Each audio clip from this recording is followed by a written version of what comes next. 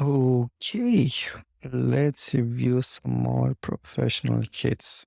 Strangely, Microsoft is back in the game, and their iOS and Android kits are actually pretty good, visually speaking. They did a recent update, so let's see how good they actually are. I did some projects in the past, and they were like pretty decent.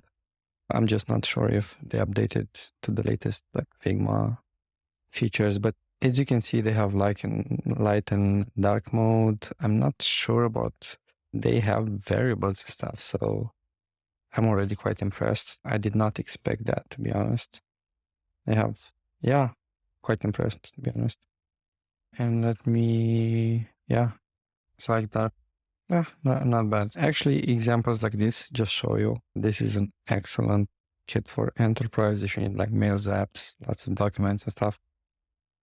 To be honest, some people might prefer it to the iOS style for some default stuff. Like I use Outlook for mobile as my default app for sure.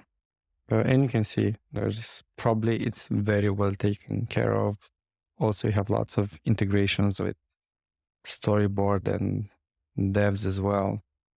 Again, this is super trophy, probably a bit overdone, but again, this is like a super nice way of not only creating a design system, but presenting it in context. You can see how core it is, some examples.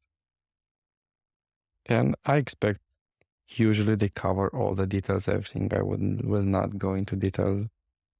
But yeah, this is an excellent starter kit if you want to do some iOS development for sure.